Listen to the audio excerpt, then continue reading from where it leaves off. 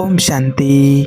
रोज रात को सोने से पहले ये 3 शब्द 11 बार बोलकर देखो, आपका भाग्य बदल जाएगा। आप जो चाहेंगे वो मिलेगा। देखिए, आज रात अगर सोने से पहले आपने ये वीडियो पूरा सुन लिया तो कल सुबह आप वही इंसान नहीं उठेंगे जो आप आज हैं। और आपको ये डराने के लिए नहीं कह रहे हैं, आपको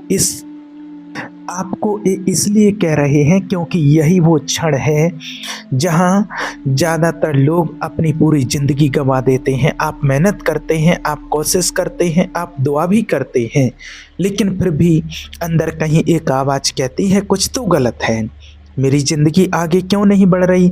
और फिर आप दोष देते हैं कभी भाग्य को, कभी किस्मत को, कभी हालात को। लेकिन अगर आपसे कहें कि समस्या आपकी किस्मत नहीं है तो, और अगर आपसे कहें कि समस्या आपकी मेहनत भी नहीं है, समस्या सिर्फ और सिर्फ उस आखिरी सोच में छिपी है जो आप रोज़ सोने से ठीक पहले सोचते हैं, क्योंकि उसी क्षण आपका चेतन मन सो जाता है और आपका अवचेतन मन जाग जाता है। और अवचेतन मन तर्क नहीं करता है, वो बहस नहीं करता है, वो सवाल नहीं करता, वो केवल आदेश स्वीकार करता है।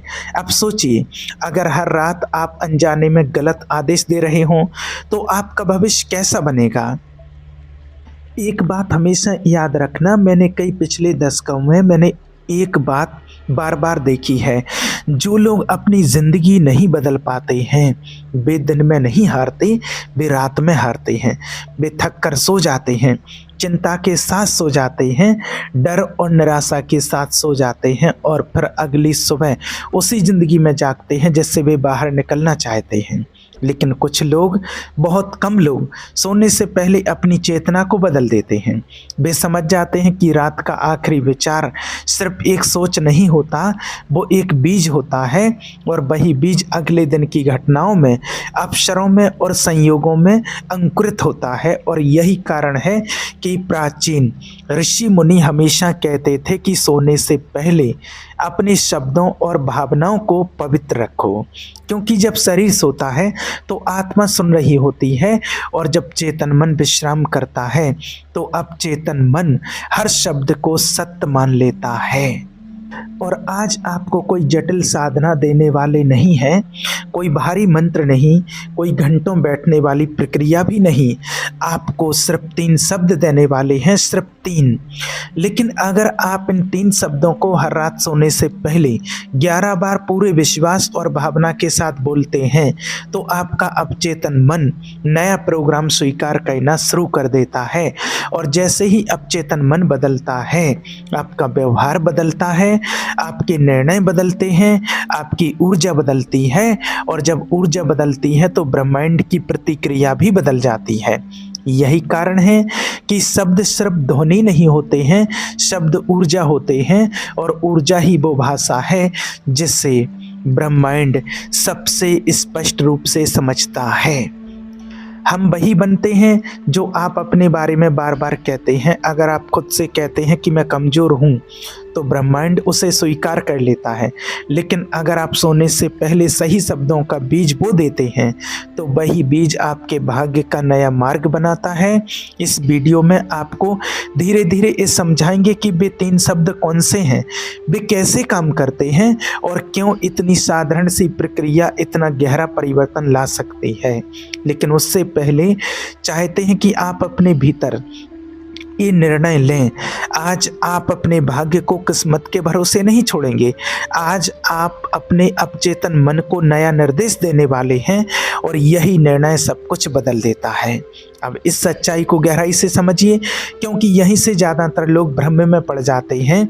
लोग सोचते हैं कि शब्द सिर्फ बोलने की चीज़ है, लेकिन शब्द कभी भी सिर्फ ध्वनि नहीं होते, शब्द ऊर्जा होते हैं, और ऊर्जा दिशा मांगती है। जब आप कोई शब्द बोलते हैं तो आप हवा में कुछ नहीं छोड़ते, आप एक संकेत भेजते हैं, वही संकेत आपके अवचेतन मन में उतरता है, और वहीं से आपकी वास्तविकता का निर्माण शुरू होता है। यही कारण है कि दिन में बोले गए शब्दों से ज़्यादा रात को सोने से पहले बोले गए शब्द कई गुना शक्तिशाली होते हैं, क्योंकि उस समय आपका चेतन मन पीछे हट जाता है और अब चेतन पूरी तरह खुला होता है। अब चेतन मन तर्क नहीं करता, वह विश्लेषण नहीं करता, वह केवल स्वीकार करता है। वह यह नहीं पूछता कि यह सच है या झूठ, वह केवल ये मान लेता है कि जो भी आप उस क्षण कह रहे हैं वही आपकी सच्चाई है। अब सोचिए, अगर हर रात आप अपने आप से कहते हुए सोते हैं कि मेरा भाग्य खराब है, मेरी किस्मत साथ नहीं देती, मेरे साथ हमेशा गलत ही होता है, तो आपका अवचेतन मन इन शब्दों को आदेश मानकर उसी अनुसार परिस्थितियां रचना शुरू कर देता है। और फिर आप सुबह उठते हैं और कहते हैं देखो फिर वही हुआ, लेकिन असल में फिर वही नहीं हुआ, वही रचा गया जो आपने भीतर बोया था। यही वह जगह है जहां लोग मेहनत और भाग्य को अलग अलग मान लेते हैं। वे कहते हैं मैंने मेहनत तो पूरी की लेकिन किस्मत ने साथ नहीं दिया, लेकिन सच्चाई ये है कि आपकी मेहनत दिन में होती है और आपकी किस्मत रात में प्रोग्रामिंग होती है।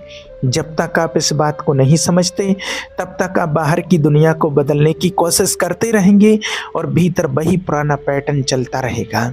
यही कारण है कि कुछ लोग बिना ज़्यादा संघर्ष के आगे बढ़ जाते हैं और कुछ लोग सालों तक एक ही जगह अटके रहते हैं। अब जरा उस क्षण की कल्पना कीजिए जब आप रात को बिस्तर पर लेटते हैं, दिन भर की भागदौड़ खत्म हो चुकी है, शरीर थक चुका है, मन धीमा हो रहा है और ठीक उसी समय आप अपने भीतर कोई शब्द दोहराते हैं। वही शब्द धीरे धीरे आपके अवचेतन मन की गहराई में उतरने लगते हैं। जैसे बीज मिट्टी में दब जाते हैं, वैसे ही ये शब्द आपकी चेतना में बैठ जाते हैं और फिर आप सो जाते हैं। लेकिन प्रक्रिया रुकती नहीं है, सोते समय भी आपका अवचेतन मन उन शब्दों पर काम करता रहता है। वही कारण है कि कभी कभी आप सुबह उठते हैं और आपको पता भी नहीं होता है कि आपके भीतर कुछ बदल चुका है, लेकिन आपको हल्का महसूस होता है, शांत महसूस होता है, थोड़ा ज़्यादा आत्मविश्वास महसूस होता है। लोग इसे संयोग कहते हैं, लेकिन ये संयोग नहीं होता, ये मानसिक प्रोग्रामिंग का परिणाम होता है। यही कारण है कि प्राचीन समय से ये कहा जा रहा है कि रात को सोने से पहले मन को शुद्ध करो, क्योंकि वही अंतिम भावना, वही अंतिम शब्द, वही अंतिम विचार आपकी आत्मा पर छाप छोड़ता है और आत्मा वही लेकर अगली सुबह जागती है। अब ये समझना बहुत ज़रूरी है कि जिन 3 शब्दों की हम बात कर रहे हैं वे कोई जादुई मंत्र नहीं है, उनकी शक्ति शब्दों में नहीं है, उनकी शक्ति उस भावना में है जिसके साथ आप उन्हें बोलते हैं। अगर आप उन्हें यंत्रवत बोलेंगे तो वो सिर्फ आवाज़ बनकर रह जाएंगे, लेकिन अगर आप उन्हें पूरे विश्वास, पूरे समर्पण और पूरे भाव से बोलेंगे तो वे आपके अवचेतन मन में नई दिशा लिखना शुरू कर देंगे। और जब दिशा बदलती है तो धीरे धीरे रास्ता भी बदलता है। यही कारण है कि आपसे बार बार कहते हैं कि शब्द सोच से ज़्यादा शक्तिशाली होते हैं, क्योंकि शब्द सोच को आकार देते हैं और जब आप सोच को सही दिशा देते हैं तो जीवन अपने आप उस दिशा में बहने लगता है। अब आप तैयार हैं उन 3 शब्दों को समझने के लिए, लेकिन उससे पहले याद रखिए कि यह प्रक्रिया बाहर से कुछ पाने की नहीं है, यह भीतर से कुछ बदलने की प्रक्रिया है। और जब भीतर बदलता है तो बाहर बदलने में देर नहीं लगती। अब समय आ गया है उस बिंदु पर पहुंचने का जहां ज़्यादातर लोग केवल सुनते हैं, लेकिन बहुत कम लोग वास्तव में समझ पाते हैं।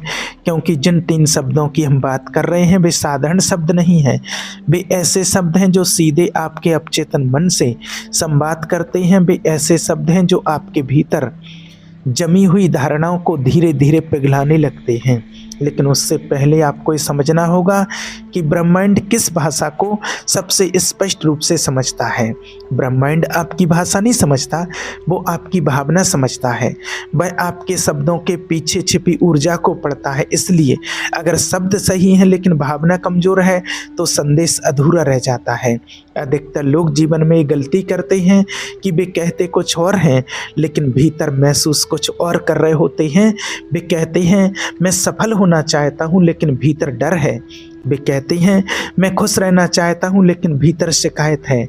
ब्रह्मांड शब्द नहीं पकड़ता, वह भीतर की स्थिति पकड़ता है। और यही कारण है कि वही लोग आगे बढ़ते हैं जिनके शब्द और भावना एक दिशा में होते हैं। यही वो क्षण है जहाँ ये तीन शब्द काम करना शुरू करते हैं, क्योंकि ये शब्द सीधे भावना से जुड़े हुए हैं, तर्क से नहीं। पहला शब्द है धन्यवाद। ये शब्द सुनने में बहुत साधारण लगता है, लेकिन इसकी ऊर्जा असाधारण है। धन्यवाद कहना केवल शिष्टाचार नहीं है, यह एक आंतरिक स्थिति है। जब आप रात को सोने से पहले धन्यवाद कहते हैं तो आप अपने अवचेतन मन को संकेत देते हैं कि आपके जीवन में पहले से ही कुछ अच्छा मौजूद है। और ब्रह्मांड का एक सीधा नियम है, जिस चीज़ को आप स्वीकार करते हैं वही बढ़ती है। जब आप धन्यवाद कहते हैं तो आप अभाव की स्थिति से बाहर निकलकर स्वीकार्यता की स्थिति में आते हैं, और स्वीकार्यता की स्थिति में ही विकास संभव होता है। अब दूसरा शब्द है क्षमा। ये शब्द सबसे ज़्यादा गलत समझा गया।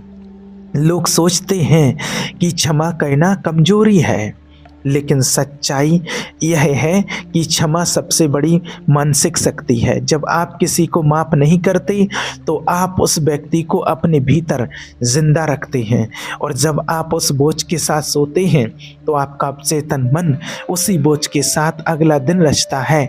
लेकिन जब आप सोने से पहले क्षमा कहते हैं तो आप उस बोझ को छोड़ देते हैं।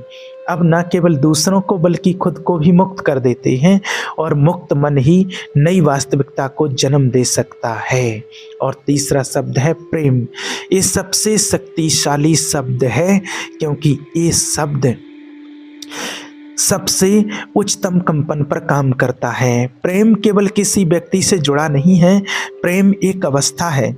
जब आप प्रेम की अवस्था में होते हैं तो आपके भीतर विरोध नहीं होता, संघर्ष नहीं होता, और जब संघर्ष खत्म होता है तो ऊर्जा मुक्त होकर बहने लगती है।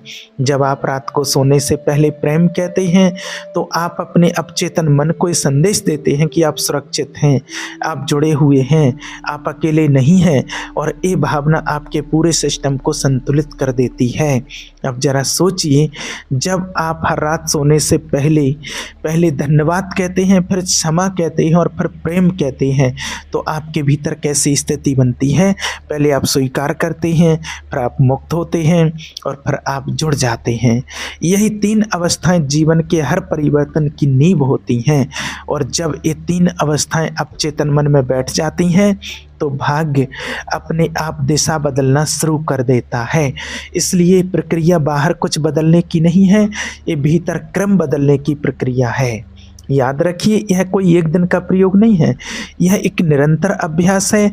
जैसे जैसे आप इसे दोहराते हैं वैसे वैसे आपका अवचेतन मन इसे नया सत्य मानने लगता है, और जिस दिन अवचेतन इसे सत्य मान लेता है उसी दिन से आपकी बाहरी दुनिया बदलने लगती है।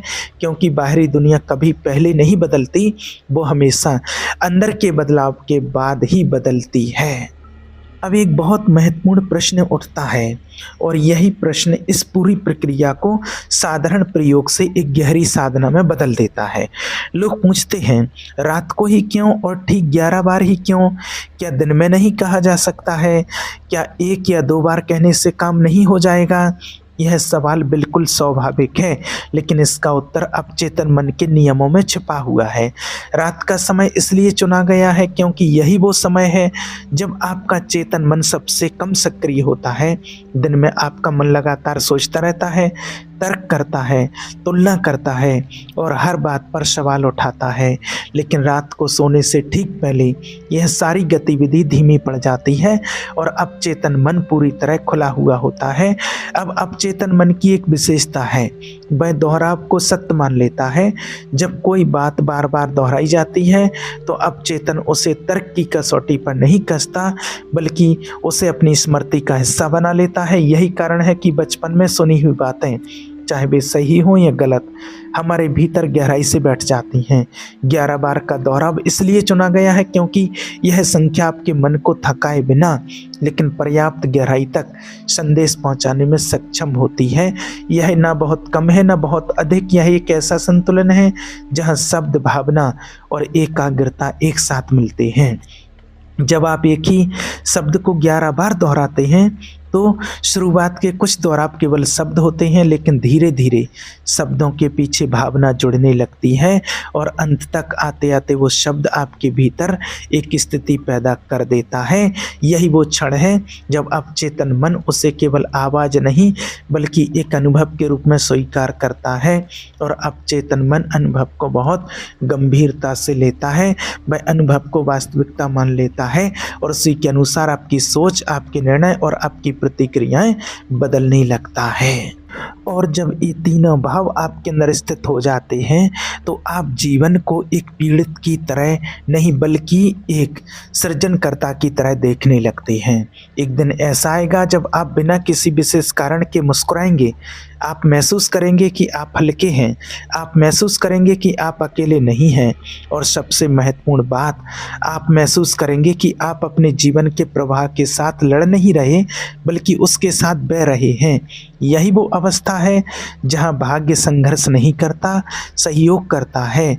यही वो अवस्था है जहाँ अवसर ढूंढने नहीं पड़ते, वे अपने आप सामने आने लगते हैं।